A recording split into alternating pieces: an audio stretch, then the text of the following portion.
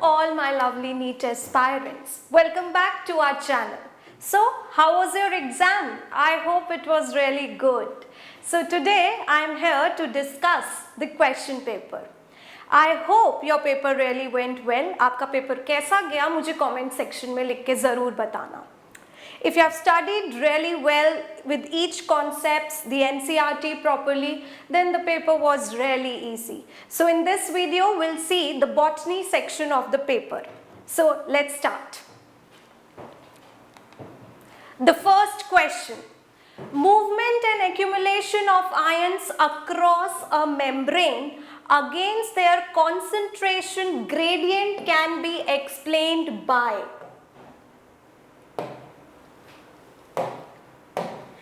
Facilitated diffusion? Wrong. See, it is basically across a membrane and it says against concentration gradient, which means from low concentration to high concentration. Against concentration gradient मतलब क्या होता है कि लो से high की तरफ जा रहा है और कोई भी चीज जब लो टू हाई कॉन्सेंट्रेशन जाएगी तो एनर्जी का इन्वॉल्वमेंट होगा और ऐसा transport where energy is utilized it is called active transport. So the correct answer will be option 3, active transport. आप लोग भी कमेंट करते रहिए.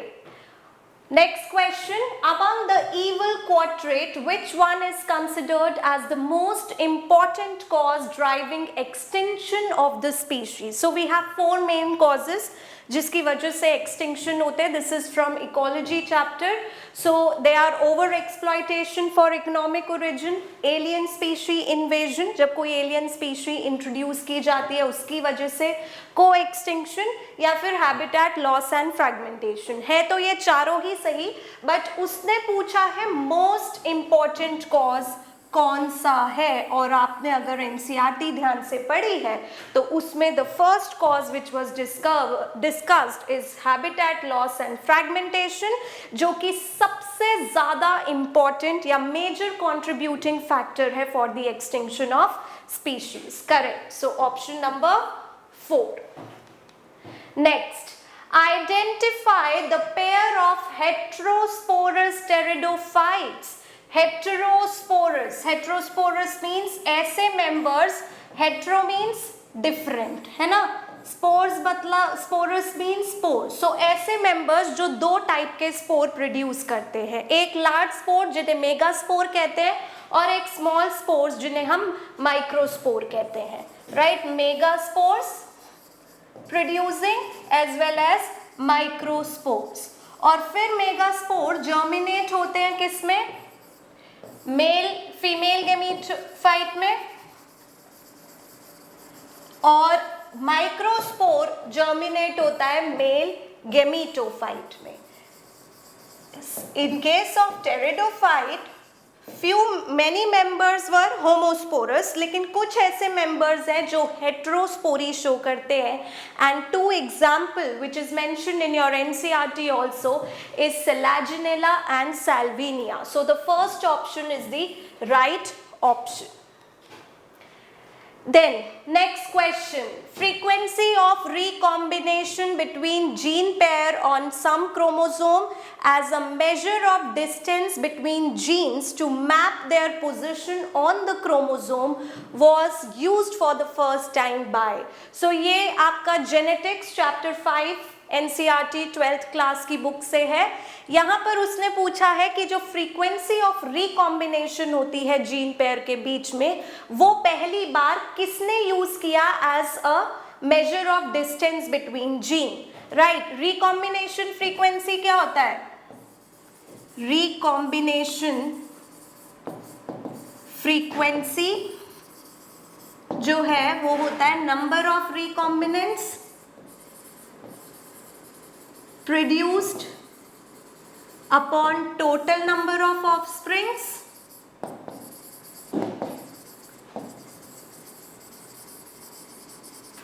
into 100%, है ना.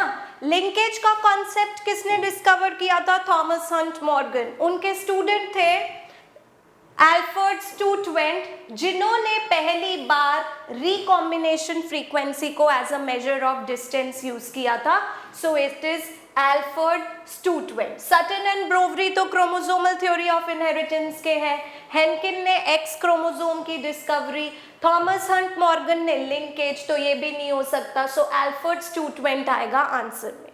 ठीक है, next question, What is the function of tassels in the corn cob? So अभी जो हमारे अपकमिंग 12th वाले उनको तो आता ही होगा। सी ये रिप्रोडक्शन इन फ्लावरिंग प्लांट से है question.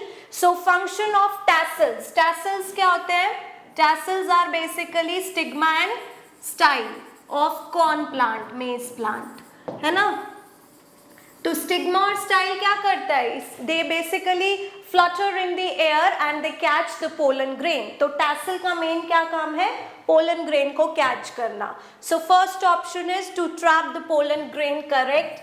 To disperse pollen grain, wrong. To protect the seeds is also wrong. To attract insect, wrong. So our option number 1. Next question, ये भी इकोलॉजी का है। Ecology holds a lot of weightage. Identify the correct statement, detritivores perform fragmentation. पहले तो आप underline कीजिए कि हमें करना क्या है, करेक्ट स्टेटमेंट बतानी है। डेट्रीवोर्स, डेट्रीवोर्स क्या होते हैं? आप लोग को डीकम्पोजर पता है? Decomposers are those organisms which help in breaking down complex organic compounds into simpler form, है ना? Decomposers जो है का एक टाइप है डेट्रीवोर्स, जो डायरेक्टली इंजेस्ट करते हैं डेड ऑर्गेनिक मैटर को, and during the ingestion process they break down the big particles into small particle by a process called fragmentation. बड़े पार्टिकल्स को छोटे में तोड़ेंगे फ्रैगमेंटेशन से। सो फर्स्ट स्टेटमेंट तो करेक्ट है, that detrivores perform fragmentation, correct. Humus is further degraded by some microbes during mineralization, correct. Humus is a dark amorphous substance which is highly rich in organic matter. ये जो है mineralization step में further breakdown हो जाता है, यानी inorganic ions निकलते हैं। तो ये वाला statement भी आपका correct है। Water soluble inorganic nutrients go down into the soil and get precipitated by a process called leaching, correct. जो भी आपके इनऑर्गेनिक मटेरियल है वो नीचे लेयर तक लीचिंग प्रोसेस से ही जाते हैं, correct. The detritus food chain begins with living organism, wrong. It begins with dead organism. So ये गलत हो गई. Earthworm break the detritus into small particle by a process called catabolism, wrong. देखो ये first से भी आप लिंक कर सकते थे. अर्थवर्म एक तरीके का डेट्रीवोर है और वो ब्रेक करता है कैसे? फ्रैगमेंटेशन से. तो ये वाली भी स्टेटमेंट गलत हो गई. तो हमारे करेक्ट आंसर क्या क्या हुए? Option A, B and C. So the correct option will be option number 4, A, B and C. So the next question is given below are two statements. One is assertion, the other is reason. Assertion states late wood has fewer xylary elements with narrow vessels. Reason is cambium is less active in winters. तो पहले important words underline करते हैं. It says late wood. Late wood means which is formed later in the life of a plant and this is in the season autumn and winter. Right? तो इसको हम autumn या winter wood भी कहते हैं. So ये कब बनती है? autumn में या winter में. और ये जो वुड है वो किसकी वजह से बन रही है? केम्बियम की वजह से. When the new xylary elements are being added in the winter, cambium is less active. Cambium की एक्टिविटी विंटर में कम हो जाती है, जिसकी वजह से एक तो वो xylary elements कम बनाता है, इतना एक्टिव नहीं है. दूसरा जो बना रहा है वेसल्स ट्रैकीड्स वो भी कैसे हैं? नैरो हैं compare to the spring wood जिसमें वाइडर होते हैं. So the reason that cambium is less active in winter which leads to few xylary elements with narrow vessel is correct. तो statements दोनों correct है, साथ में reason assertion का ही है, right? So इसमें देखते हैं both A and are true, but R is not the correct explanation. Wrong. A is true, R is false. ये भी गलत है. A is false, R is true. Wrong. Both A and R are true, and R is the correct explanation of A is correct. क्योंकि winter में cambium less active होता है, इसीलिए late would जो कि विंटर में बनती है उसमें कम जाइलरी एलिमेंट्स है और नैरो वेसल्स है. Next question. The process of appearance of recombination nodules occur at which substage of prophase 1 in meiosis? जल्दी comment down करो आप क्या करके आए हो. देखो फर्स्ट कीवर्ड है कि meiosis की बात हो रही है, यानी रिडक्शनल डिविजन. कौन सी स्टेज की? प्रोफेज 1 की, है ना. और इसमें वो क्या बोल रहा है? रीअपियरेंस ऑफ रिकॉम्बिनेशन नोड्यूल किस स्टेज में होता है? प्रोफेज 1 के. What are recombination nodules? Recombination nodules are basically sites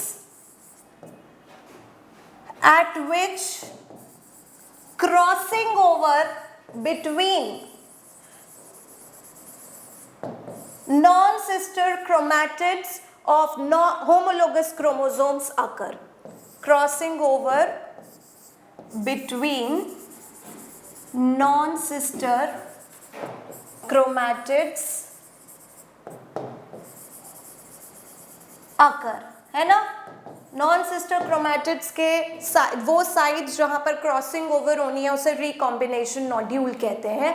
और वो कब होता है? पैकेटीन स्टेज में. तो रिकॉम्बिनेशन नोड्यूल कब अपीयर होंगे? पैकेटीन स्टेज में. सो ऑप्शन 1 इज पैकेटीन, यही ऑप्शन करेक्ट है. Diplotene, diakinesis, zygotene are wrong answer.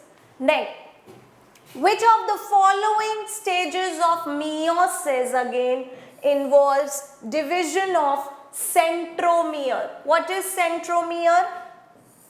एक क्रोमोसोम के दो सिस्टर क्रोमैटिड्स जिस पॉइंट से जुड़े होते हैं उसे हम क्या कहते हैं? सेंट्रोमियर, जहां पे हेट्रोक्रोमैटाइज्ड डीएनए प्रेजेंट होता है ना.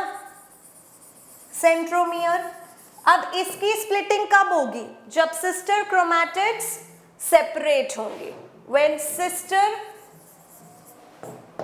chromatids separate, then centromere will split. बीच में से स्प्लिट होगा. और मियोसिस की कौन सी स्टेज में सिस्टर क्रोमैटिड सेपरेट होते हैं? एनाफेज 2. Metaphase 2 wrong. मेटाफेज पे तो अलाइनमेंट होता है क्रोमोसोम्स का. Anaphase 2 correct.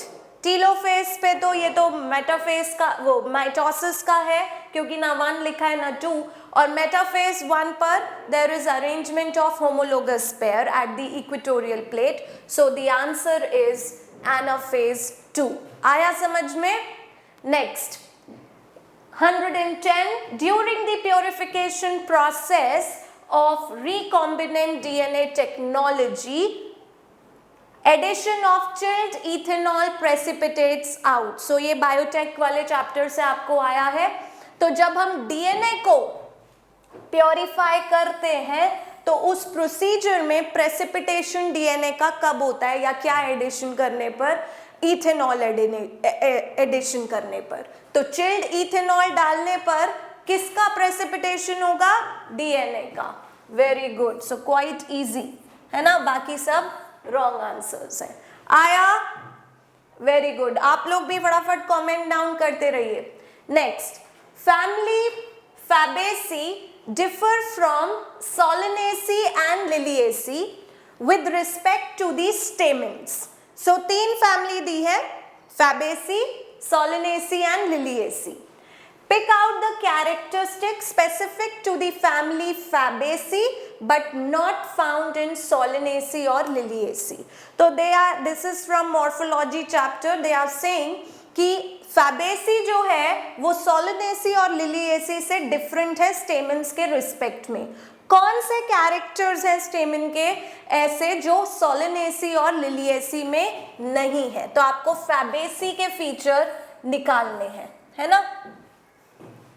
We need to take out features of family Fabaceae. देखो फैबेसी में P याद रखिए, the most famous member. Fabaceae में क्या होता है, एंड्रोशियम या स्टेमन, 9+1 ऐसे ही होता है, यानी डायएडल्फस होते हैं, दो ग्रुप में होते हैं स्टेमन, एक ग्रुप होता है 9 का और एक अकेला, सो 9+1, राइट। सो डायएडल्फस एंड एंथर क्या होता है, डायथीकस। जबकि आपका सोलिनेसी में क्या अरेंजमेंट होगा, this is for Fabaceae. Solanaceae में 5 होते हैं और एपिपेटलस कंडीशन होती है ना, एपिपेटलस यानी they are fuse to petal, epipetalous in case of Solanaceae. और लिलिएसी में एंड्रोशियम क्या है, 3+3 है और वो एपीफाइलस है, क्योंकि लिलिएसी में टेपल होता है, ठीक है, 3+3 होते हैं लिलिएसी में। तो फैबेसी में क्या है आपका, diadelphous, dithecous. First is polyadelphous and epipetalous, no. Epipetalous condition अगर हमें दिखती है तो वो सोलिनेसी में, हमें फैबेसी का बताना है। Monoadelphous and monothecous, anther wrong. Epiphyllous and dithecous, anther wrong. Epiphyllous तो लिलिएसी का होता। डायएडल्फस यानी 2 groups which is 9+1 and diathecus, anther with 2 theca is the characteristic of family Fabaceae. So the correct option is option number 4. 112.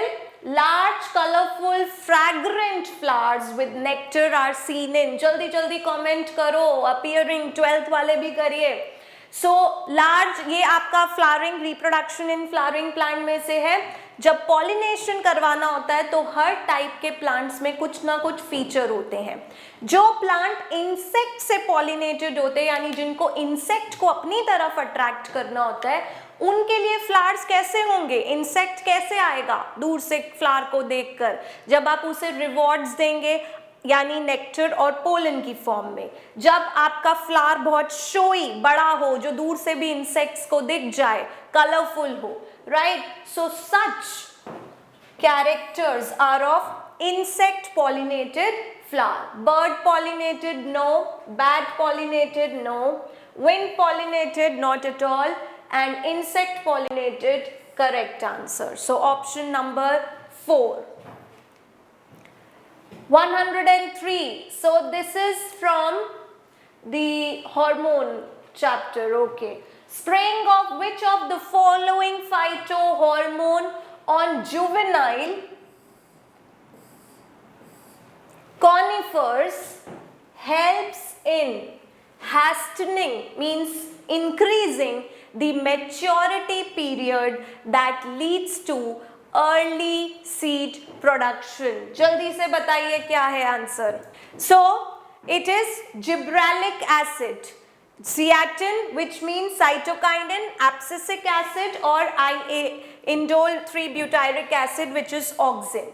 If we see gibberellic acid का function क्या होता है, growth और development में, growth and development.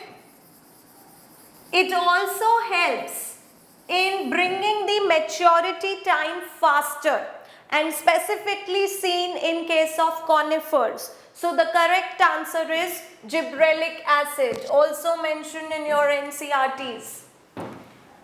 Next, morphology से again 114. Exile placentation is observed in. जल्दी जल्दी लिखिए, आप सबको पता है, फटाफट कमेंट डाउन करो आपने क्या किया है। एक्साइल प्लासेंटेशन क्या होता है, अगर ये ओवेरियन चैम्बर है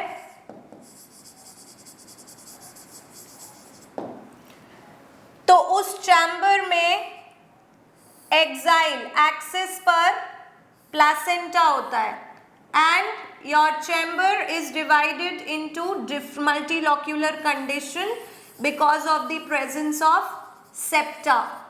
और यहाँ पे ये ओव्यूल फॉर्मेशन है ना, ये ओव्यूल्स हैं।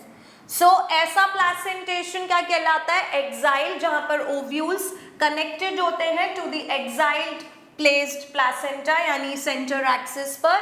ये आपको किस में देखने को मिलता है? लेमन देखा है आपने ऐसा? लेमन में, चाइना रोज में, पेट्यूनिया में, है ना? सो the correct option will be option number 3. Next, among eukaryotes, replication of DNA take place in. एक तो आपसे यूकैरियोट्स में पूछा है, दूसरा रेप्लिकेशन। रेप्लिकेशन का मतलब क्या होता है? Copy, to form second copy of DNA, copy of DNA. और ये कब होगा? जब सेल डिवाइड करने वाला होगा, करेक्ट? तो अगर आप सेल साइकिल देखें, आपकी सेल साइकिल में मेजर पोर्शन क्या होता है? दी इंटरफेज, यानी जब सेल प्रिपेयर कर रहा होता है डिवीजन के लिए, and then a short phase is the M phase. तो ये हमारा एम फेज हो गया। अब जो इंटरफेज है वो डिवाइडेड होता है फर्दर 3 फेजेस में, है ना?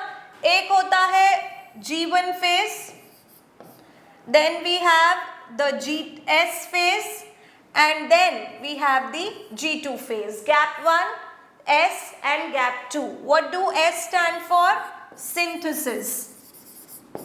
Synthesis phase. Synthesis किसका? Synthesis means formation. किसका formation? DNA का. So यानी DNA की second copy और replication कौन से phase में होता है? S phase में. Rest all answers are wrong. Correct? आया समझ में?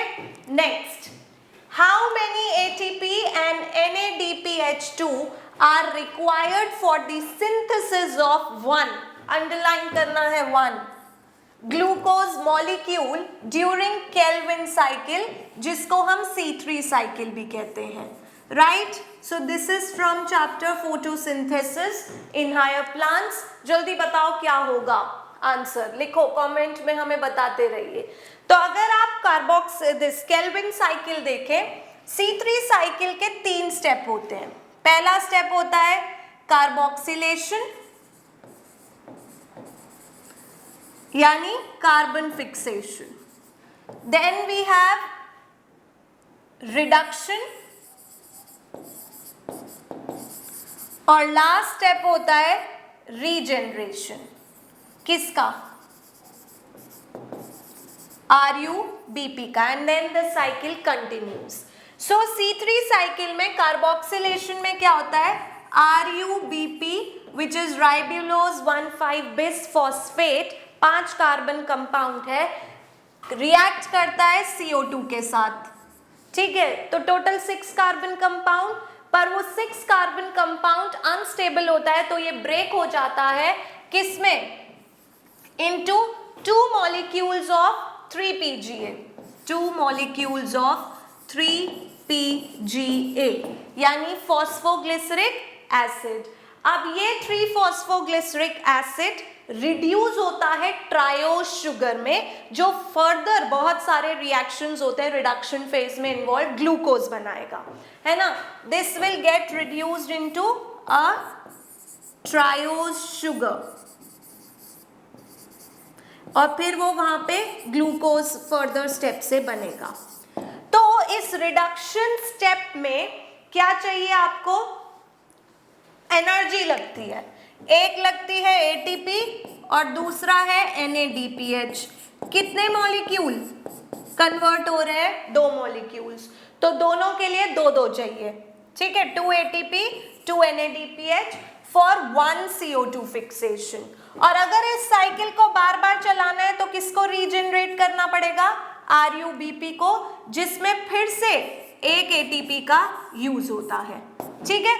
तो in order to make glucose, उसने बोला ना 1 molecule of glucose which has 6 carbon, C6H12O6, 6 carbon बनाने के लिए साइकिल को 6 बार चलाना पड़ेगा। हर एक साइकिल में आपके 2 ATP यहाँ, एक ATP यहाँ, तो 3 ATP, है ना? 1 साइकिल में 3 ATP लग रहे हैं और 2 NADPH, 2। तो 6 बार जब आप साइकिल चलाओगे तो कितने लगेंगे? 3 into 6 ATP which is 18 and 6 into 12 NADPH. So 18 ATP and 12, 6 into 2 which is 12 NADPH2. So the answer will be 18 ATP and 12 NADPH2 which is option 1 only. So first option में ही था, बाकी सारे wrong है। आया समझ में बेटा कैसे हुआ है ये? Okay. Next. In the gene gun method used to introduce alien DNA into the host cell, microparticles of dash metals are used. तो ये बायोटेक से ही है। जीन गन मेथड में क्या होता है? डायरेक्टली हम जो जीन इंट्रोड्यूस करना चाहते हैं वो एक सेल में इंट्रोड्यूस करवाते हैं with the help of guns, right? और उसमें जो भी हमारा जेनेटिक मटेरियल है वो कोट किया जाता है एक मेटल पर। कैसा मेटल? जो इनर्ट हो, रिएक्ट ना करे। तो कौन सा वाला मेटल यूज होगा? जिंक, है ना? रिएक्ट कर जाएगा? नो। टंगस्टन और gold? Correct. Tungsten and gold will not react. They are inert. So the correct option is option number 2. ठीक है? सिल्वर भी नहीं यूज कर सकते, कॉपर भी यूज नहीं कर सकते। तो हमारा करेक्ट ऑप्शन क्या है? टंगस्टन और gold. Next, the thickness of ozone in a column of air in the atmosphere measured in terms of, again आपका इकोलॉजी पोर्शन से ही है ये वाला भी। thickness of ozone, ये जो यूनिट, जो SI यूनिट होती है ओजोन के मेजरमेंट की, उसको हम क्या बोलते हैं? Dobson unit. डॉप्सन यूनिट, क्योंकि ये सबसे पहले गॉर्डन डॉप्सन ने ये मेथड डिवाइस किया था। He was a researcher in university of this Oxford, और उनके नेम पर ही ये यूनिट है। सो the answer is decibel wrong, decimetre, kilo base wrong, Dobson units, option number 4। Next, 119, unequivocal proof that DNA is the genetic material was first proposed by, जल्दी मुझसे पहले लिख के बताओ क्या आंसर है। So this is from molecular basis of inheritance. Unequivocal means without any doubt. तो कौन थे पहले जिन्होंने एक ऐसा एक्सपेरिमेंट दिया जिससे सब क्लियर हो गया कि जेनेटिक मटेरियल क्या है? DNA है। So there were two scientists, Alfred Hershey and Martha Chase, जिन्होंने क्या किया था? इन्फेक्ट करवाया था बैक्टीरिया को, ई कोलाई को, बेसिकली विद एस्चेरिया कोलाई को इन्फेक्ट करवाया था T4 फाज से। और उन्होंने क्या किया? 2 सेट ऑफ एक्सपेरिमेंट लिए। एक में T4 फाज का DNA लेबल किया। कैसे?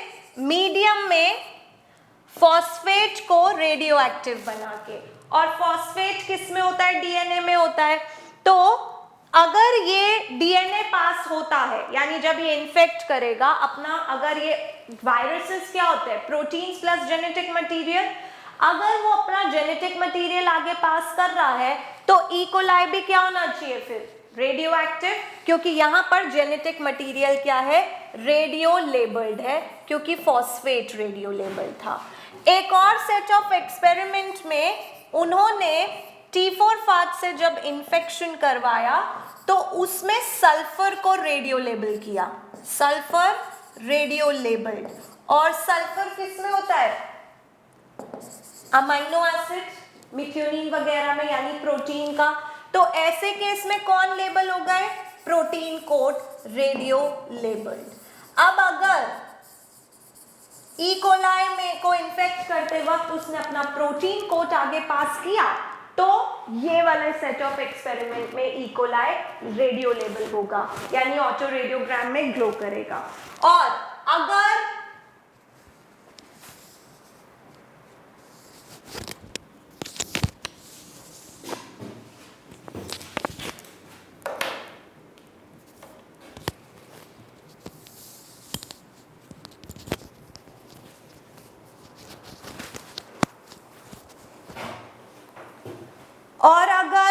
ये वाला हुआ तो इस साइड, है ना। तो इस वाले एक्सपेरिमेंट में जो ई कोलाई आए थे वो रेडियो लेबल्ड थे, रेडियो लेबल्ड, है ना, यानी दे वर ग्लोइंग, जबकि इसमें ई कोलाई नॉर्मल थे क्योंकि यहाँ पर डीएनए नॉर्मल था। तो इसका मतलब क्या था कि आगे पास होने वाला जो भी जेनेटिक मटेरियल है वो एक डीएनए है, ना कि ना प्रोटीन। So the answer is Alfred Hershey and Martha Chase. Avery, MacLeod and McCarty, इन्होंने तो ट्रांसफॉर्मेशन प्रिंसिपल को आगे रीडिस्कवर किया था। विल्किन एंड फ्रैंकलिन ने जो है, रोजलिंड फ्रैंकलिन और मॉरिस विल्किन ने वो रेडियोग्राम वो क्रिस्टलोग्राफी डेटा दिया था डीएनए का। फ्रेडरिक ग्रिफिथ ने transforming principle. So the option 1 is the correct option.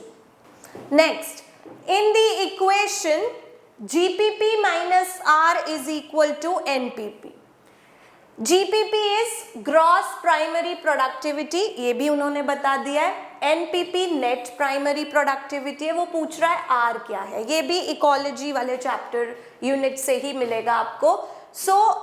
पहले तो हमें पता होना चाहिए कि प्राइमरी प्रोडक्टिविटी क्या होती है।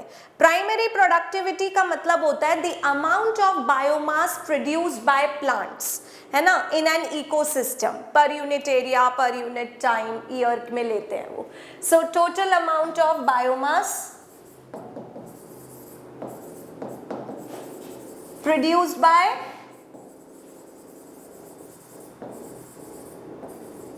अमाउंट ऑफ बायोमास और rate of production of biomass, वो भी आप बोल सकते हो, by plants in an ecosystem, in an ecosystem, है ना। कैसे बनाते हैं? फोटोसिंथेसिस से। जो टोटल अमाउंट वो बायोमास का बनाते हैं उसको बोलते हैं ग्रॉस प्राइमरी प्रोडक्टिविटी।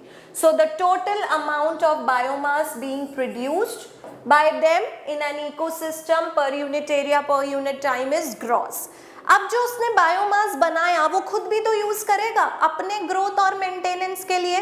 तो अपने ग्रोथ और मेंटेनेंस के लिए जो वो बायोमास यूज करेगा, यानी एनर्जी की, उस बायोमास से वो क्या बनाएगा? एनर्जी बनाएगा।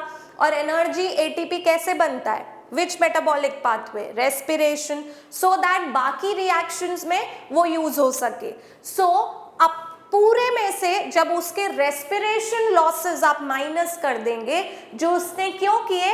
एटीपी बनाने के लिए, ताकि वो क्या बना सके, फिर बाकी जो बच जाए वो यूज कर सके, वो अपनी ग्रोथ और मेंटेनेंस के लिए। जब आप वो माइनस कर दोगे तो जो बायोमास बचेगा उसको क्या कहेंगे? Net primary productivity, which can be used up by the organism at the next trophic level, which is herbivores. So आर यहाँ पे क्या है? Respiratory quotient, no. Respiratory loss, yes, which is for growth and maintenance of the plants itself, है ना। आया आपको समझ में? Photosynthetic, no.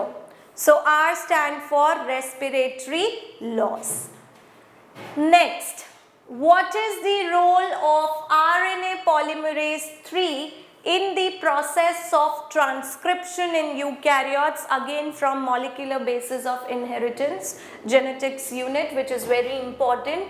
अच्छा, transcription word underline करें, उसमें RNA pol 3 पूछा है और यूकैरियोट पूछा है। सबसे पहले आपको पता होना चाहिए ट्रांसक्रिप्शन क्या होता है। देखो बेटा, जो हमारा सेंट्रल डोग्मा होता है वो कैसे चलता है?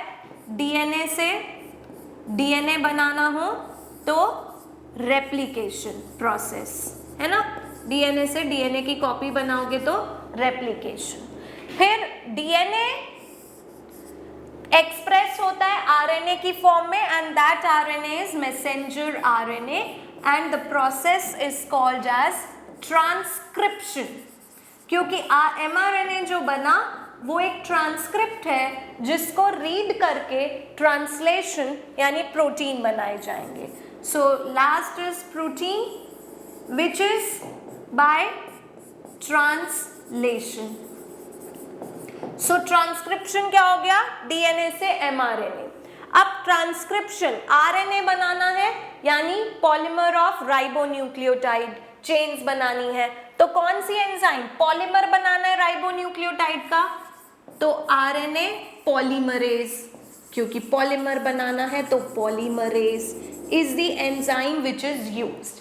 प्रोकैरियोट्स क्योंकि सिंपल होते हैं तो उसमें एक ही आरएनए पॉलीमरेज सारा काम कर देती है, जबकि in eukaryotes which are little complex there is division of labour in RNA production by 3 different enzymes. So in case of eukaryote there are 3 different enzymes, RNA pol 1 यानी RNA polymerase 1, RNA polymerase 2 and RNA polymerase 3, है ना, polymerase 3। अब देखो polymerase 1 जो है वो basically synthesise करती, transcribe करती है all rRNA, ribosomal RNA except 5s। 5s rRNA ये नहीं करती है, ठीक है। RNA pol 2 क्या करती है, HNRNA को, mRNA भी फिर उससे ही बनेगा, ये सब। RNA polymerase 3 किसको करती है, ये tRNA बनाती है, ये जो 5s rRNA इसने नहीं बनाया था वो pol 3 बनाती है, so 5s rRNA and even small nucleolar RNA also, ठीक है। आपसे क्या पूछा है, pol 3, तो मैंने क्या क्या लिखा, tRNA, 5s rRNA and small nuclear RNA। अब देखो फर्स्ट ऑप्शन ये transcription of tRNA, 5s RNA, rRNA and snRNA, so your option 1 is correct. Next, okay, which micronutrient, so mineral nutrition chapter से है ये, is required for splitting of water molecules during photosynthesis। photosynthesis में अगर आपको पता हो 2 photosystem होते हैं, PS2, PS1, और जो वाटर की स्प्लिटिंग होती है वो एसोसिएटेड होता है किससे, PS2 से, जहां पर water splits into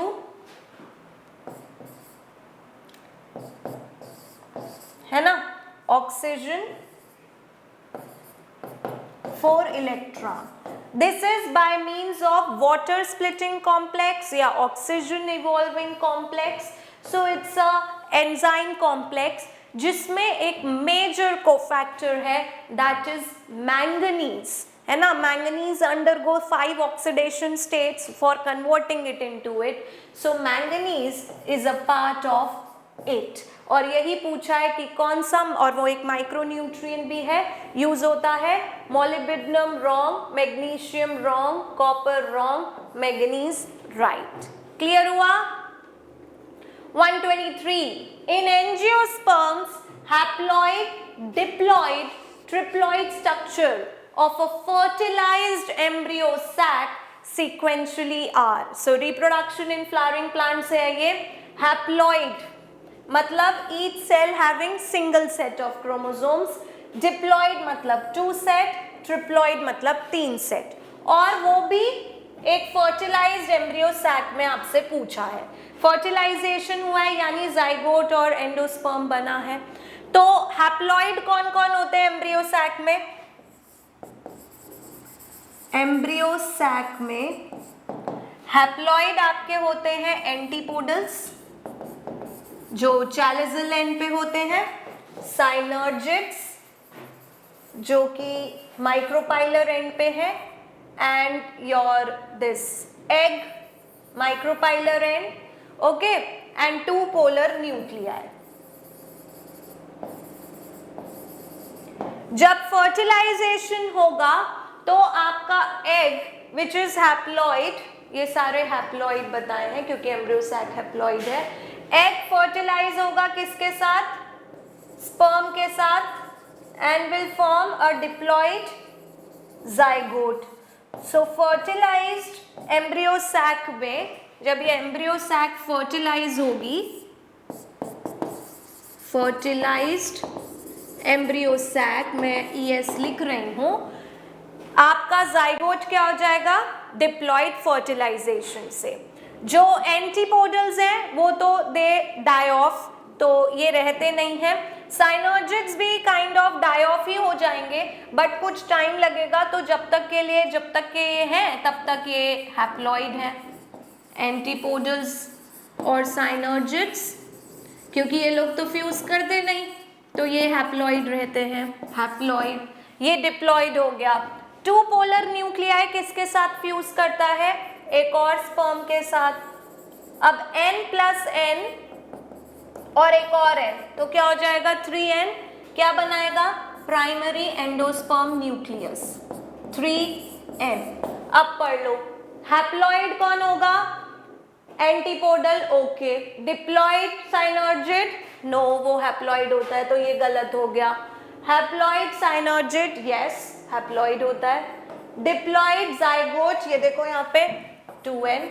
primary endosperm nucleus 3N, right. So your correct option is option number 2। आ गया समझ में? Next, the phenomena of pleiotropism refers to, so from this genetics chapter, in hereditary वाला chapter है ये, pleiotropism, what do pleiotropism means? आपको पता है ये pleiotropism कहाँ से आया है वर्ड? ये आए हैं दो ग्रीक वर्ड से, two Greek word,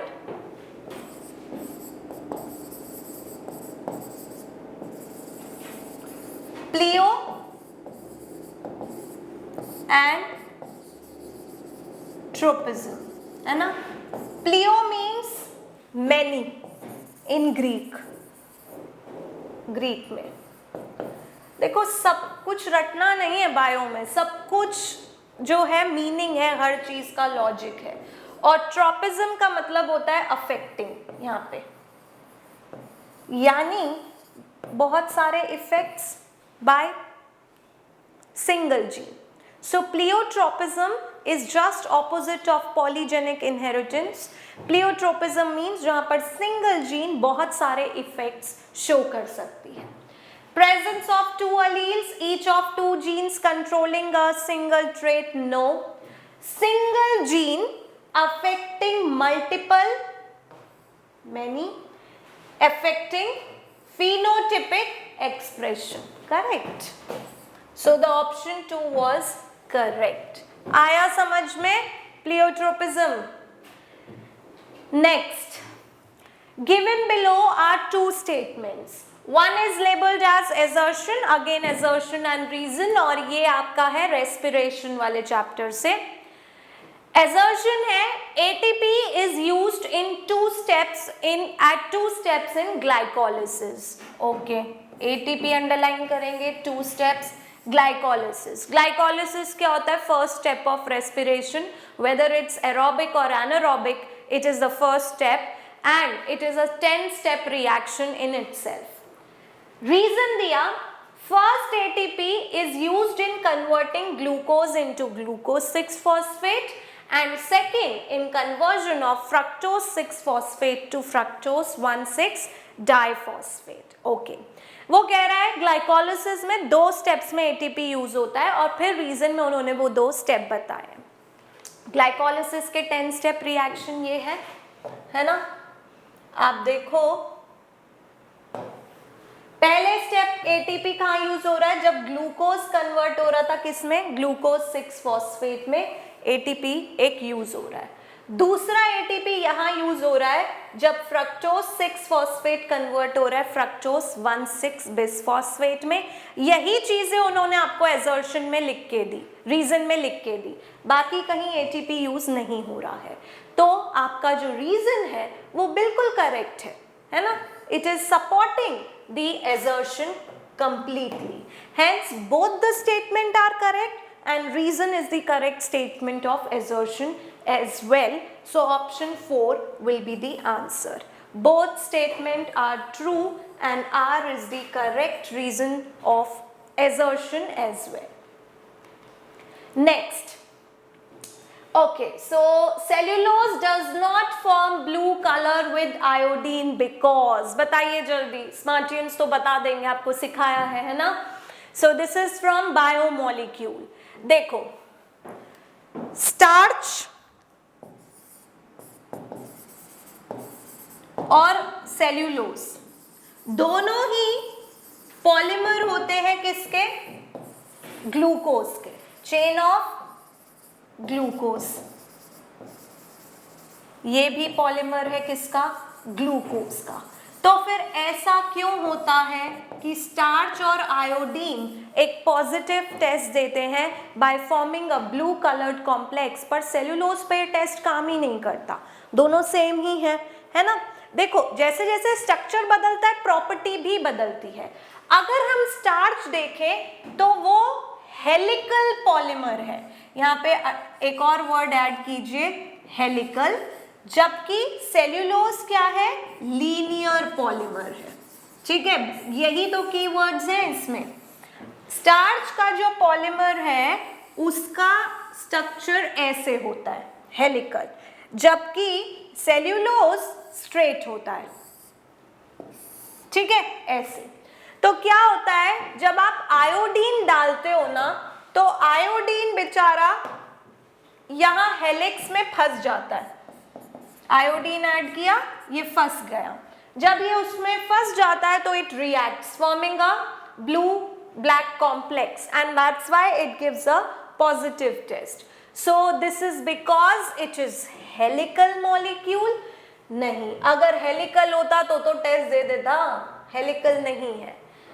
It does not contain complex helices and hence cannot hold iodine molecule. ये करेक्ट आंसर है कि सेल्यूलोज में हेलिक्स नहीं होती है, इसलिए वो आयोडीन को होल्ड नहीं कर पाता है और वो लीक आउट हो जाता है.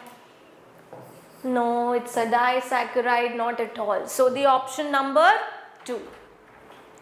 Which hormone promotes internode और petiole elongation in deep water rise? So deep water rise में आपको बताना है कि कौन petiole elongation करता है. ये ज्यादातर इसमें बच्चे क्या करके आए? They have done this जिब्रालिक acid, क्योंकि सबको पता था, मैं नहीं बोल रही हूं जिब्रालिक एसिड है आंसर, क्योंकि सबने क्या पढ़ा था कि इंटरनोड इलोंगेशन तो जिब्रालिक एसिड करता है. नहीं, इंटरनोड इलोंगेशन वो करता है, पर हर एक जो हार्मोन है उसका इफेक्ट वेरी करता है ना with the plants as well, उनके भी रिएक्शंस पर, उनके भी बिल्डअप पर, है ना. तो आपने अगर एनसीईआरटी ध्यान से पढ़ी है तो एनसीईआरटी में बहुत क्लियरली जाना, हार्मोन वाले चैप्टर में इथिलीन के सब हेडिंग के अंदर दे हैव क्लियरली मेंशन कि डीप वाटर राइज में इथिलीन हेल्प करता है इंटरनोड और पीटियोल इलोंगेशन में, ताकि उसके जो लीव्स और अपर शूट पार्ट है वो राइज हो सके above the water level, above water level. और ये कौन करता है? इथिलीन. इथिलीन करता है ये. सो इसका आंसर इथिलीन था. ठीक है, option number 2. No kinetin, no 2,4-D, no gibberellic acid. आया. Next, express sequence tag. So ये आपका मॉलिक्यूलर बेसिस से है. Again question, HGP human genome project, उसमें एक टेक्निक जो मेथड यूज था वो क्या था? Express sequence tags. Refers to, सी एक्सप्रेशन का मतलब ना सीख लो, बायोलॉजी में जीन एक्सप्रेशन का मतलब है RNA and protein formation. Protein बनेगा या नहीं पता नहीं, बट आरएनए जरूर बनना चाहिए, क्योंकि हर जीन प्रोटीन के लिए कोड नहीं करती. Most of the DNA in our body और in our cell is non coding DNA, right, junk DNA which is just coding for RNA, जिनका कुछ रेगुलेटरी फंक्शन होता है और बहुत इंपॉर्टेंट रेगुलेटरी फंक्शन होता है. A very small portion is only coding for protein. So expression का मतलब होता है आरएनए बनना, क्योंकि प्रोटीन भी अल्टीमेटली एमआरएनए से ही बनेगा. सो expression means formation of RNA. And for genes that code for proteins, it is RNA and proteins both. तो least तो यही है ना कि RNA जरूर होना चाहिए. So express sequence tags refers to all the genes that are expressed as proteins. No, not all genes. All genes whether expressed or unexpressed, no. Expressed तो होनी चाहिए. Certain important expressed genes, no. All genes that are expressed as RNA. So the option number 4. Next, again statement based. Given below are two statements. Statement 1 says the forces generated by transpiration can lift a xylem sized column of water over 130 meters height. Statement 2 बोलता है transpiration cools the leaf surface sometimes 10 to 15 degree by evaporative cooling. So transpiration is loss of water in the form of water vapor through the stomata of the plants. और वो एक cooling effect भी देता है. साथ में एक बहुत बड़ा benefit जो long plants में transpiration को मिलता है, प्लांट्स को मिलता है ट्रांसपिरेशन से, कि ट्रांसपिरेशन की वजह से जाइलम के वेसल्स में एक सक्शन प्रेशर क्रिएट होता है that helps in pulling up the water up to long heights. 130 metres तक भी आप खींच सकता है प्लांट, राइट. सो दोनों ही स्टेटमेंट बिल्कुल करेक्ट स्टेटमेंट है, बट इन दोनों का आपस में कोई रिलेशन नहीं है. So both statement are true, but reason या statement 2 is not connected to statement 1 anyhow. Both statement 1 and 2 are incorrect, wrong. Both statement 1 is correct, 2 is incorrect, wrong. 1 is incorrect, वो भी correct है. Statement 2 is correct, wrong. Both statement are correct, right. So यही वाला answer correct है. Fourth, option number 4th. Chapter transport in plants में से था ये. Next, upon exposure to UV radiation, DNA stained with ethidium bromide will show. So this is from biotechnology chapter. It says कि जब हम staining करते हैं तो isolate करके DNA को, उसमें हम एक एंड में डाई यूज करते हैं which is ethidium bromide, and this is a orangish colour dye which means it impart orange colour to the DNA, right. So आपके डीएनए के बैंड्स कैसे दिखेंगे? Bright orange, bright blue wrong, bright yellow wrong, bright orange true. ठीक है, so option number 3. Next 131, it says historic convention on biological diversity which is called as Earth Summit was held in Rio de Janeiro in the year. तो ये भी ecology वाली unit से ही है आपका question. अर्थ summit जो है रियो डी जेनेरियो में क्यों हुआ था? With N M for discussing about कि हम कैसे सस्टेनेबल डेवलपमेंट कर सकते हैं, प्रॉपर यूटिलाइजेशन ऑफ रिसोर्सेज, है ना, इनके लिए.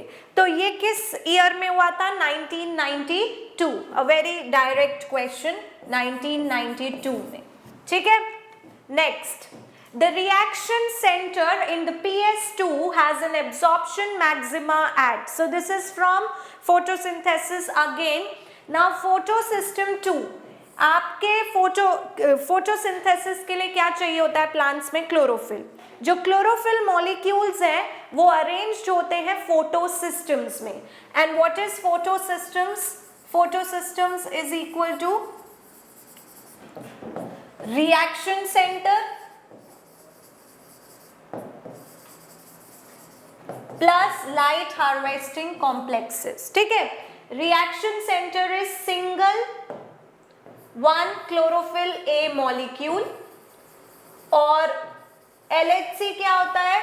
the chlorophyll B and accessory pigments plus proteins, accessory pigments, chlorophyll B and proteins, इन सब का ग्रुप है ना ये सब, जो क्या करते हैं वो लाइट रेज जो क्लोरोफिल A नहीं एब्जॉर्ब कर सकता जिन वेवलेंथ को, ये एब्जॉर्ब करके इसको देते हैं।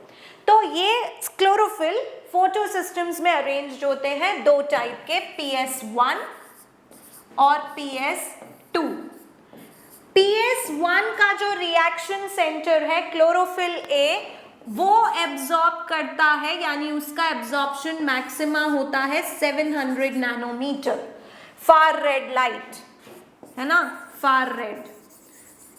और PS2 का रिएक्शन सेंटर का एब्जॉर्प्शन मैक्सिमा होता है 680 nanometre which is red light.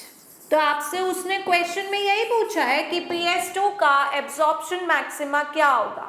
680 देखो 700 PS1 का है, 660 नहीं है, 780 नहीं है, 680 nanometre which is option number 4। Next 133 two statement, again assertion and reason. assertion बोलता है the first stage of gametophyte in the life cycle of a moss, underline moss, underline gametophyte, underline first stage है ना, is protonema. And protonema reason में दिया है it develops directly from the spores produced in the capsules. तो first stage बोला है कि जो फर्स्ट स्टेज होती है मॉस में वो प्रोटोनिमा है। देखो moss is a type of, so this question is from plant kingdom, it's a bryophyte. क्या होता है लाइफ साइकिल ऑफ ब्रायोफाइट्स में? गेमीटोफाइट का मतलब है गेमीट बियरिंग स्ट्रक्चर है ना, it is not the gamete bearing structure. और gametophyte in case of lower plants like bryophyte is quite well developed, while in higher plant reduced form में होते हैं जैसे कि पोलन ग्रेन या एम्ब्रियो सैक। तो जो गेमीटोफाइट है इन केस ऑफ मॉसेस वो कैसे बनेगा? जब स्पोर्स डिस्पर्स होंगे, right, it is basically be formed from the spores जहां पे भी रिलीज होते हैं स्पोर्स स्पोरोफाइट से बनेंगे, स्पोर डिस्पर्स होंगे, स्पोर जहां भी लैंड करेंगे उन्हें फेवरेबल कंडीशन मिलेगी तो वो जर्मिनेट कर जाएंगे गेमीटोफाइट में, which is the dominant plant body in case of lower plants like bryophytes and in case of pteridophytes as well. So gametophyte कैसे बनेगा? स्पोर स्टेज से। मॉस में ना दो स्टेजेस होती हैं गेमीटोफाइट की। पहली स्टेज जो होती है वो प्रोटोनिमा स्टेज कहलाती है, जो बहुत ही क्रीपिंग होती है ना, ग्रीनिश कलर की। क्रीपिंग जो फैलती है लैंड पे। और सेकेंड स्टेज जो होती है वो लीफी गेमीटोफाइट होता है। सो ये तो करेक्ट है कि फर्स्ट स्टेज जो होती है वो प्रोटोनिमा है। क्यों फर्स्ट स्टेज प्रोटोनिमा है? क्योंकि प्रोटोनिमा डायरेक्टली स्पोर से ही बनता है, स्पोर जब जर्मिनेट होता है। तो रीजन भी सही है और इसको एक्सप्लेन भी कर रहा है। So you need to tell both R correct, but R is not a correct explanation of A wrong. A is correct, R is not correct, ये भी गलत है, थर्ड भी गलत है। Both A and R are correct and R is the correct explanation of A, जैसे मैंने आपको बताया। So option number 4. Next 134. In tissue culture experiments, leaf mesophyll cells are put in a culture medium to form callus. This phenomena may be called as. अब इसमें देखो कुछ words, एक तो आपको मेसोफिल सेल था, ठीक है, टिश्यू कल्चर टेक्निक जहां पर हम लैब्स में बहुत सारे क्या कहते हैं टिश्यू डिफरेंशिएशन वगैरह करवा सकते हैं, प्लांट्स फिर micro propagation can be followed by it, वो करवाना है। एक है कैलस। मेसोफिल सेल कैसा सेल है? डिफरेंशिएटेड सेल है। Mesophyll is a differentiated cell because it has a particular shape and function. In case of plant that they carry the chloroplast, they have chlorophyll and they are involved in photosynthesis, so it's a differentiated cell. लैब में जब आप एक differentiated cell को callus में convert करोगे, callus क्या है? undifferentiated mass of cell, undifferentiated mass of cell. तो आपने एक डिफरेंशिएटेड सेल को अनडिफरेंशिएटेड में कन्वर्ट किया है। किस प्रोसेस से हो सकता है ये? डिफरेंशिएटेड से अनडिफरेंशिएटेड में जाओगे तो डी डिफरेंशिएशन, है ना? It can only be done by means of D differentiation. और आप देखो फर्स्ट ऑप्शन ही दिया है डी डिफरेंशिएशन। आया समझ में? रेस्ट रॉ। क्लियर हुआ? Next 135 it says two statement again, endarch and exarch are the terms often used for describing the position of secondary xylem in the plant body. Okay. Statement 2 कहता है exarch condition is the most common feature of the root system. ठीक है, ये plant anatomy वाले chapter से आपको question आया है। exarch और endarch, x मतलब outside, end मतलब inside, endo से, है ना, इनसाइड। अब ये है क्या? जाइलम जो है वो दो टाइप्स में डिवाइडेड है depending on the position of protoxylem with respect to the metaxylem in the vascular bundle. लेकिन प्रोटोजाइलम और मेटाजाइलम दोनों ही क्या होते हैं? प्राइमरी जाइलम होते हैं, यानी which are present in a plant body in the initial stages itself. Initial stages में ही प्रेजेंट होते हैं। सेकेंडरी जाइलम तो लेटर स्टेजेस में बनता है केम्बियम की एक्टिविटी की वजह से। तो एंडार्क और एक्सार्क कंडीशन तो प्राइमरी जाइलम की होती है ना कि ना सेकेंडरी जाइलम की। तो ये स्टेटमेंट गलत है, ये सेकेंडरी लिख के गलत किया इन्होंने, ये प्राइमरी है। अगर प्रोटोजाइलम अंदर होता है तो एंडार्क, ये देखो protoxylem inside, metaxylem outside, एंडार्क condition. और ये दोनों ही प्राइमरी जाइलम है, इनिशियल स्टेज पे बनते हैं। और अगर मेटाजाइलम अंदर है और प्रोटोजाइलम बाहर है तो इट इज एक्सार्क कंडीशन। और एक्सार्क कंडीशन जनरली रूट्स के वैस्कुलर बंडल में दिखती है। सो स्टेटमेंट 2 तो करेक्ट था, बट स्टेटमेंट 1 रॉन्ग थी क्योंकि वहां सेकेंडरी लिखा था। So your option will be 3, statement 1 is incorrect, statement 2 is true. Clear हुआ? Next, so till here it was botany section 1।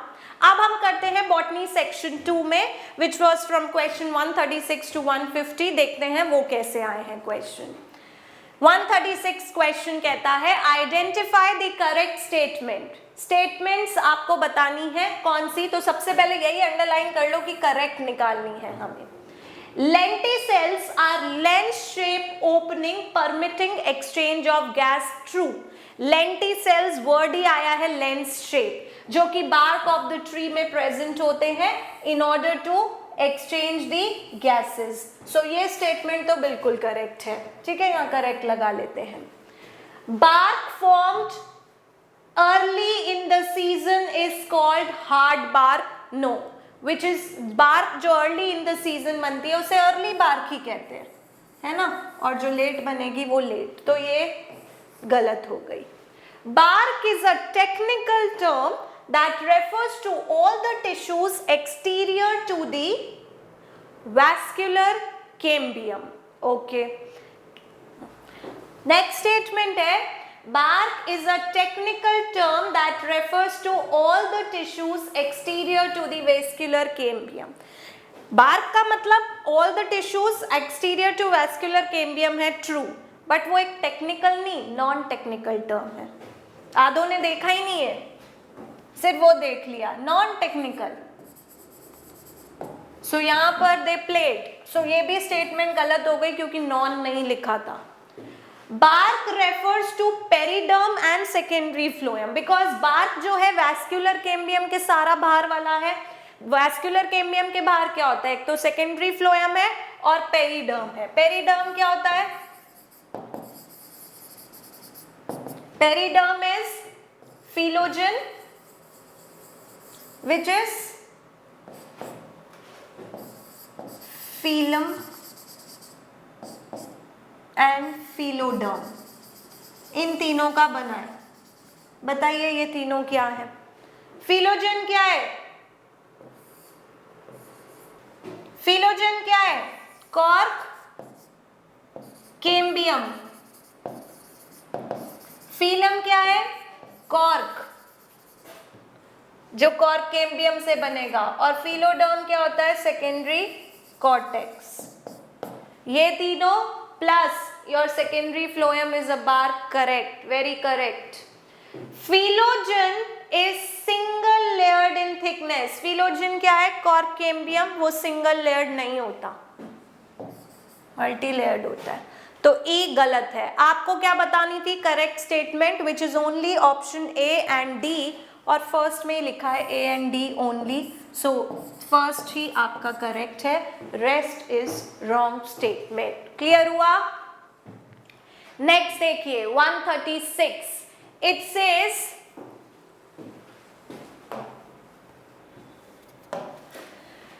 Match the following हमको करना है। कोहेजन, कोहेजन का क्या मतलब होता है? Attraction between an attractive force between same type of molecules, so it will be mutual attraction among water. Water molecule के बीच में क्या होगा? ये ट्रांसपोर्ट इन प्लांट से ही है कोहेजन। अडेशन मतलब डिफरेंट सरफेसेस के बीच में टुवर्ड्स, जैसे polar surfaces, so adhesion is attraction towards polar surfaces. Surface tension क्या होता है? Surface tension is ability of the liquid molecules at rest to basically attain the minimum possible surface area, है ना, waiting वगैरह से prevent करने के लिए। सो वो अट्रैक्शन की वजह से होता है। तभी जब आप देखो स्पेसिफिकली मरकरी आप डालो किसी सरफेस पे, वो बिल्कुल एक स्फेरिकल जो है ड्रॉपलेट बना लेती है, सरफेस टेंशन अट्रैक्शन की वजह से। सो it is attraction in liquid phase, correct. So first होगा इसका। And guttation is loss of water in the form of water droplet. अगर वेपर होता तो ट्रांसपिरेशन, ड्रॉपलेट है हाइड्रोथोट से जो रिलीज होते हैं, so water loss in liquid phase. So A will be matched from list 2 with 2, B fourth, आपका fourth option नहीं आ रहा है यहाँ, ए पे 2, बी का फोर्थ है, C first and D will be third. So option number 4 is correct, rest सारे गलत है। नेक्स्ट क्वेश्चन देखते हैं। नेक्स्ट क्वेश्चन क्या है? Match the following. So again you have M phase. M phase is mitosis, equational division होगा, so fourth. G2 phase, G2 phase में क्या होता है? प्रोटीन का सिंथेसिस होता है to enter into what? M phase. अगर आपको अभी मैंने थोड़ी देर पहले दिखाया था ना बना के सेल साइकिल, क्या किया था हमने? सेल साइकिल में M phase, G, G1, S, G2 और ये M, यही है ना। इफ यू सी G2 में तो प्रोटीन बन गए। क्विसेंट स्टेज होती है जिन सेल को डिवाइड नहीं करना होता, they go into some inactive state which is called as the quiescent stage, so it is 2। And then we have G1 phase. अगर आप G1 फेज देखो तो वो S phase, initiation of replication बोला है, टर्मिनेशन नहीं, इनिशिएशन ऑफ रेप्लिकेशन, यानी जब शुरू होता है और माइटोसिस के बीच का फेज है। सो it will be third. A will B fourth जो कि 1 और 2 में है, बी का फर्स्ट होगा, सेकेंड ऑप्शन, सेकेंड ऑप्शन आपका करेक्ट ऑप्शन है, ठीक है। Next 139, it says which of the following statements are correct about Klinefelter syndrome? Klinefelter syndrome क्या होता है? जिसमें एक एक्स्ट्रा कॉपी ऑफ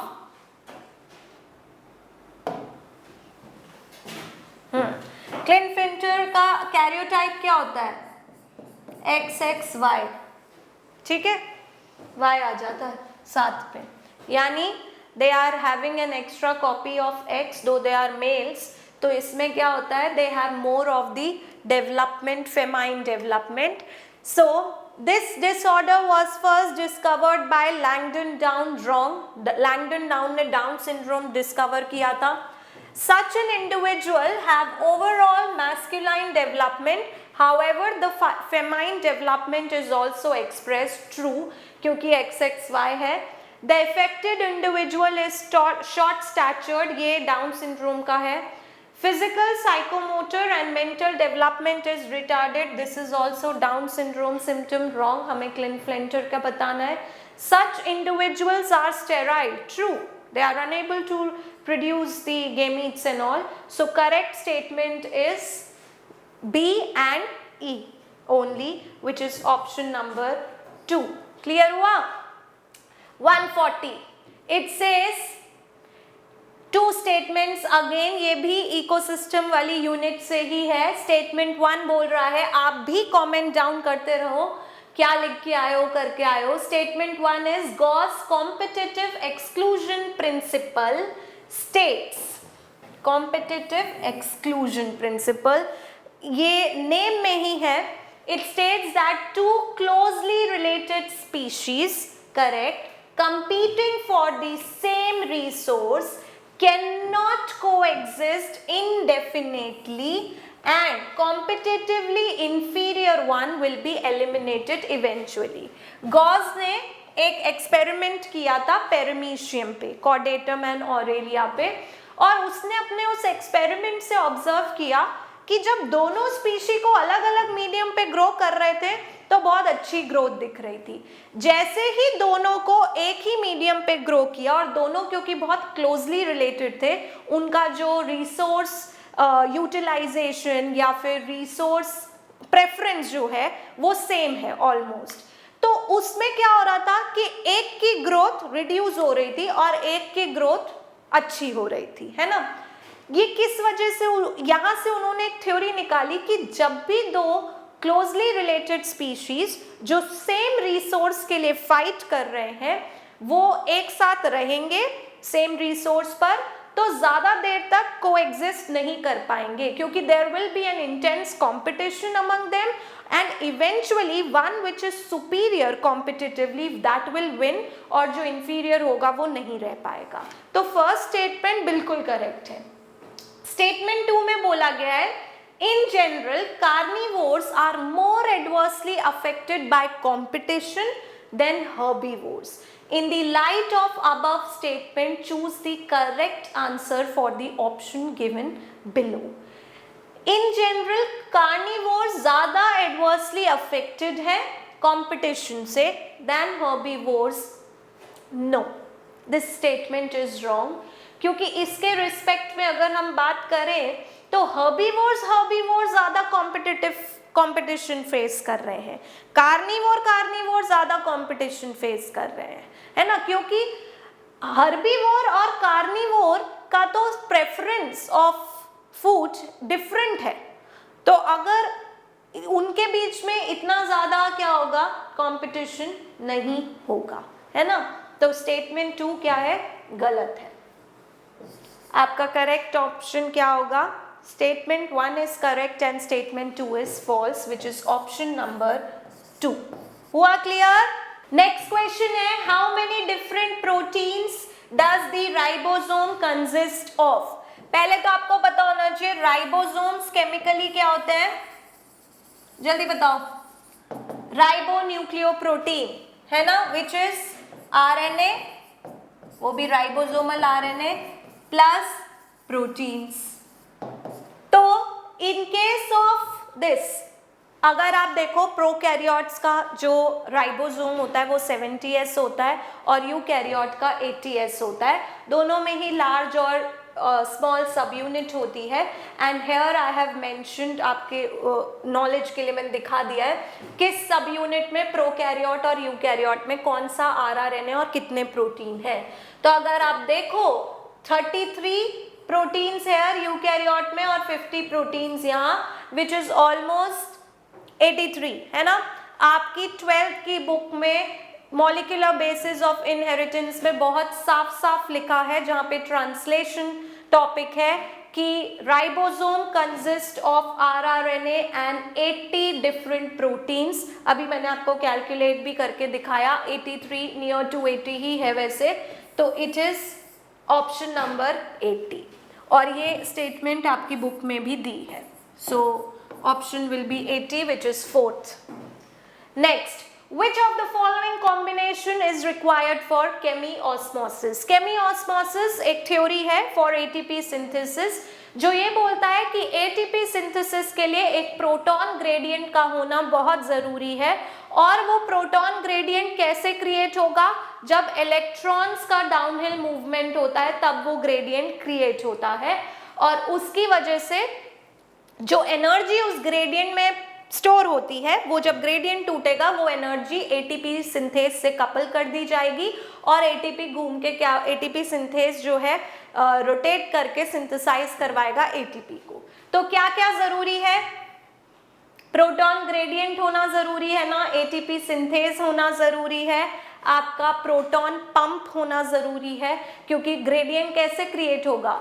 जब आप एक्टिवली प्रोटॉन को अक्रॉस द मेम्ब्रेन ट्रांसपोर्ट करोगे, और वो पंप्स ही कर सकते हैं। Pumps means ATPases against the gradient जो वर्क करते हैं, तभी तो उस ग्रेडियंट में एनर्जी स्टोर हो पाएगी।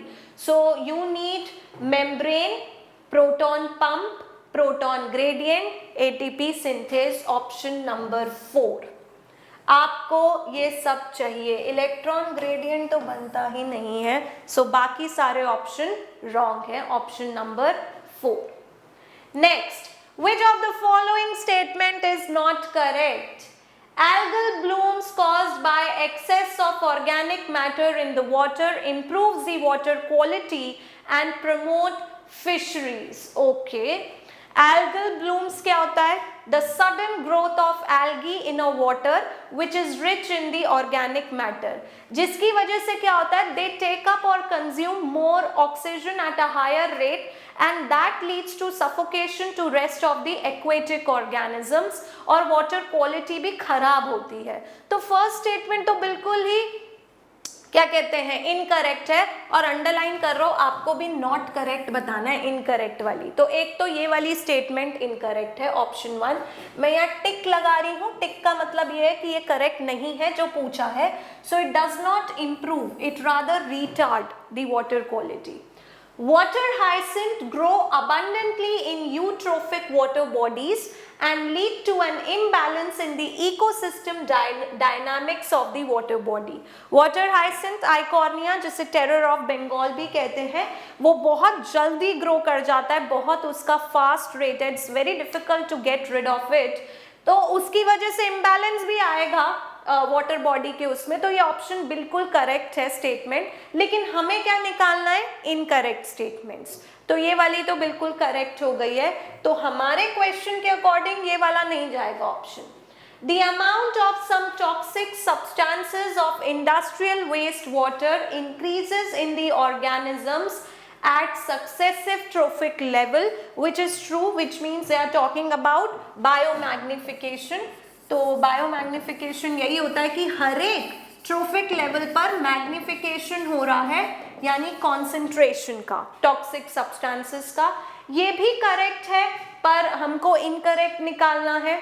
The micro organisms involved in biodegradation of organic matter in a sewage polluted water body consume a lot of oxygen causing the death.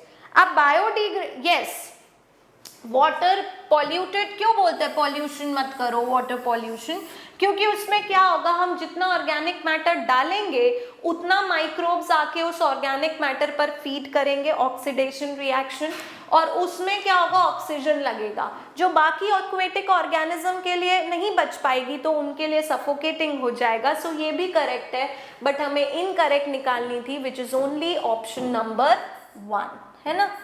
So statement 1 ही आपकी इनकरेक्ट स्टेटमेंट है। Next, so again match the following है। Mutualism क्या होता है? ये interaction पे based है, again ecology unit, very very important. These are different types of interaction. Mutualism means mutual consent, है ना. तो एक ऐसा इंटरेक्शन जिसमें दोनों पार्टिसिपेटिंग ऑर्गेनिजम्स का बेनिफिट हो रहा होगा, तो दोनों को ही प्लस प्लस साइन देना पड़ेगा, which is in case of option number 4 from list 2. Commensalism मतलब जहां पर एक को तो बेनिफिट है पर दूसरे को ना ही बेनिफिट है ना ही नुकसान है, तो वो न्यूट्रल है, which is plus and zero, and that is in case of option number 1 from list 2. एमेंसालिज्म, एमेंसालिज्म में क्या होता है, एक ऑर्गेनिज्म को न्यूट्रल रहता है पर दूसरे ऑर्गेनिज्म को नुकसान होता है. So one is negative, the other is neutral, so it will be option number 2. And parasitism में एक को फायदा है दूसरे को नुकसान है, which is option number 3 from the list. So A 4th, B will be option number 1, C will be option 2 and D will be 3. So the correct option is option A, which matches correctly to the way we have done. So option number A is the correct one. Next, main steps in the formation of recombinant DNA are given. You need to arrange them in the correct sequence. कैसे आप recombinant DNA किन किन step से बनाते हैं. तो क्या करते हैं हम, सबसे पहले हम एक DNA फ्रैगमेंट को कट करेंगे, जो भी हमारा डिजायर्ड जीन है उसको हम कट करेंगे by using restriction enzymes endonuclease. फिर हमारा डीएनए फ्रैगमेंट बाहर आ जाएगा, आइसोलेट हो जाएगा. उसके बाद मैं उसकी मल्टीपल कॉपीज बना लूंगी, which is amplification, and finally उसको इंसर्ट करेंगे, है ना, होस्ट सेल में. So first will be isolation of the desired, no, first will be cutting of DNA at specific location. जैसे मैंने आपको कहा था कि आप सबसे पहले उसको कट करो रेस्ट्रिक्शन एंजाइम से. सो ये हमारा फर्स्ट स्टेप है. फिर हम क्या करेंगे, हमारा डीएनए फ्रैगमेंट बाहर आ गया, अब हम उसको एम्प्लीफाई करेंगे, थर्ड, एंड देन फाइनली हम उसको होस्ट में डालेंगे. So it will be option B, C, D and A. B, C, D and A is option number 4. बाकी ऑप्शंस गलत है. Next, okay, match the following. This is from mineral nutrition. आपको याद करने होते हैं फंक्शंस वगैरह, है ना. Iron, very very important, that it's an activator of catalase enzyme, जो H2O2 हाइड्रोजन परऑक्साइड को कन्वर्ट करती है वाटर में और ऑक्सीजन. देन जिंक, जिंक जो है आपका वो चाहिए होता है हमें ऑक्सिन सिंथेसिस में, very very important. Boron, boron helps in cell elongation and differentiation, सब एनसीईआरटी में मेंशन्ड है. और नाइट्रोजन साइकिल में नाइट्रेट रिडक्टेज वगैरह उसका तो मेन कंपोनेंट मोलिब्डेनम है. So A third, B will be first, A third, B will be first. So second option match कर रहा है. C फोर्थ हो गया,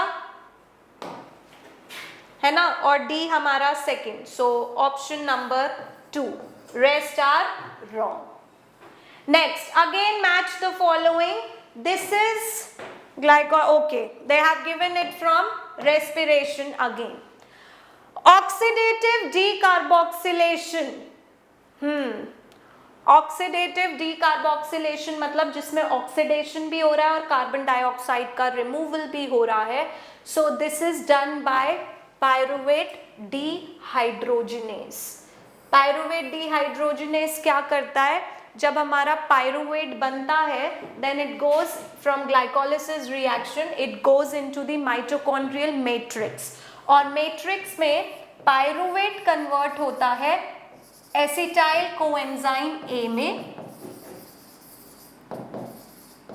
है ना, प्लस कोएंजाइम ए और CO2 रिमूव होता है ना. तो ये और साथ में ना एक NADH2 भी बनता है. रिडक्शन रिएक्शन से NAD पॉजिटिव से। तो पायरुवेट का ऑक्सीडेशन हो रहा होता है, इसका रिडक्शन, साथ में CO2 भी निकलती है, so oxidative decarboxylation done by the enzyme pyruvate dehydrogenase complex. Glycolysis also known as EMP pathway, Embden Meyerhof scientist के नेम पर ये है ना, 3 साइंटिस्ट उनके नाम पर। So EMP pathway, oxidative phosphorylation, it is basically the ATP production जो कि ETC इलेक्ट्रॉन ट्रांसपोर्ट सिस्टम से मैट्रिक्स में होगा। And tricarboxylic acid cycle का main is citrate synthase, the first product is citrate, so citrate synthase से। सो A will be, हमने match किया था A को, ऑक्सीडेटिव डीकार्बोक्सिलेशन 2, B का 4th है, C will be 3rd which is option number 3। So option number 3 match हो रहा है बिल्कुल, ठीक है, बाकी ऑप्शन गलत है। आया ना समझ में कैसे? 148 given below are 2 statements. Assertion बोलता है, ओके प्लांट किंगडम से दिया है इन्होंने, in gymnosperm the pollen grains are release from the microsporangium carried by air currents. Underline gymnosperms, pollen grain released from the microsporangium carried by air current। क्या होता है gymnosperm में? मेन प्लांट बॉडी क्या होती है? स्पोरोफिटिक, यानी which contain the spore producing body which will contain sporangium. और यहाँ पर जिम्नोस्पर्म में हेट्रोस्पोरस होते हैं, यानी माइक्रोस्पोर और मेगास्पोर बनते हैं। माइक्रोस्पोर बनते हैं माइक्रोस्पोरेंजियम में, मेगास्पोर मेगास्पोरेंजियम में। कुछ हेट्रोस्पोरस स्पीशी टेरिडोफाइट में भी थी जिसका हमने क्वेश्चन भी किया था, सिलाजिनेला सैल्विनिया। तो वहां से सीड हैबिट वाला जो स्टेप है वो शुरू हो गया था, which is germination of the microspores within the, या germination of the spores into the sporangium itself, into the gametophyte. तो माइक्रोस्पोरेंजियम के अंदर ही माइक्रोस्पोर जर्मिनेट कर जाएंगे मेल गेमीटोफाइट में, which is pollen grain. Pollen grain क्या है? Mail gametophyte. और क्योंकि ये जिम्नोस्पर्म है, अंदर ही जर्मिनेशन हो जाता है और फिर उसे एयर के थ्रू डिस्पर्स होता है। तो एजर्शन तो करेक्ट स्टेटमेंट दी है। Air currents carry the pollen grain to the mouth of the archegonia where the male gametes are discharged and the pollen tube is not formed. Next है reason. So reason is air currents carry the pollen grains to the mouth of the archegonia. Wrong. It carries pollen grain to the mouth of the ovule where the, जो कि megasporophyll पे लगे हुए हैं, where the male gametes are discharged and pollen tube तो बनती है, pollen tube भी तो अंदर आर्कीगोनिया तक लेके जाता है। ये भी गलत है, ये भी गलत है। तो रीजन तो पूरा ही गलत है, सिर्फ एजर्शन ही सही है। A is true, R is false, which is option number 2। Rest तो गलत है ही, ठीक है। So option number 2। Next again given below are 2 statements. ये है रिप्रोडक्शन इन फ्लावरिंग प्लांट से। Assertion says a flower is defined as a modified shoot wherein the shoot apical meristem changes into floral meristem. Very true. जब reproduction आने वाला होता है phase तो shoot apical meristem floral apical meristem में convert हो जाता है और modified shoot ही होती है वो। Reason says internodes of shoot gets condensed to produce different floral appendages laterally at successive nodes instead of leaves। तो इसमें जब वो floral meristem में बदलता है तो इंटरनोड जो होते हैं यानी डिस्टेंस बिटवीन 2 नोड, एक तो वो बहुत कंडेंस हो जाती है, दूसरा क्योंकि अब फ्लोरल मेरिस्टम आ गया है तो नोड पर लीफ की जगह क्या बनेंगे? अब फ्लावर बनेंगे। So that is correct. Instead of leaves the floral appendages are form. So assertion तो ठीक है, रीजन वाला भी ठीक है आपका स्टेटमेंट, और रीजन इसका करेक्ट एक्सप्लेनेशन भी है। So both are true and R is the correct explanation of A also कि बनते वक्त फ्लोरल मेरिस्टम ही शूट एपिकल मेरिस्टम ही चेंज हो रहा है फ्लोरल मेरिस्टम में, इसलिए वही चीज चल रही है कि नोड पे ही आ रहे हैं फ्लावर्स, है ना. सो it is option number 4. Next, malonate inhibits the growth of pathogenic bacteria by inhibiting the activity of respiration in plant से है. आप बताइए आप क्या करके आए हैं, जल्दी से कमेंट सेक्शन में. देखो, पैथोजेनिक बैक्टीरिया रेस्पिरेशन करेगा.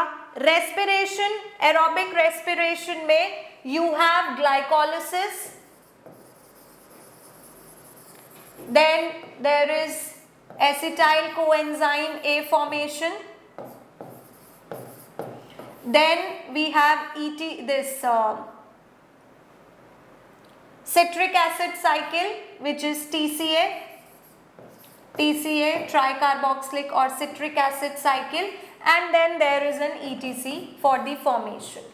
TCA cycle में 8 step reaction होता है. एक reaction होता है which is catalyzed by succinate dehydrogenase. ठीक है, that converts, see, succinate dehydrogenase succinate को कन्वर्ट करता है किसमें, फ्यूमरेट में. It converts it into fumarate. अब सक्सिनेट डिहाइड्रोजनेस का सबस्ट्रेट तो सक्सिनेट है, पर मैलोनेट यहाँ पर जो है वो सक्सिनेट का डिहाइड्रोजनेस के लिए एक कॉम्पिटिटिव इनहिबिटर की तरह काम करता है. आप देखो, सक्सिनेट का स्ट्रक्चर और मैलोनेट का ऑलमोस्ट सेम है, जिसकी वजह से एंजाइम कंफ्यूज हो जाती है एंड दिस सिट्स फर्दर. ये जैसे ही इस पे बैठेगी ये अपना काम करना रोक देगी, यानी ये सक्सिनेट को फ्यूमरेट में कन्वर्ट ही नहीं कर पाएगी फ्यूमरेट में, और ये साइकिल ही रुक जाएगी. जब क्रेब्स साइकिल नहीं हुई तो ETC भी नहीं होगा, राइट, और रेस्पिरेशन नहीं होगा, एनर्जी नहीं बनेगी, तो वो अब आगे करेगा क्या, तो बैक्टीरिया विल डाई. इसलिए मैलोनेट इनहिबिट करता है, क्योंकि वो इनहिबिट करता है सक्सिनेट डिहाइड्रोजनेस की एक्टिविटी को, विच इज ऑप्शन नंबर 4. बाकी सब गलत है. So this is all for today. ये आपका बॉटनी का सेक्शन था विच वॉज ईजी. अगर आपने अच्छे से अपने कॉन्सेप्ट्स को क्लियर किया है तो it was really easy. I hope you liked the video. Please like, share and subscribe to our channel. Even if you did not score well this time, do not lose hope. We can still do it. So keep on going. You can also come and join us offline at Indrapuram and Vaishali Center. So for today, that's all. I'll be up with another video where I'll discuss the zoology section of the paper. Till then, goodbye. Keep smiling.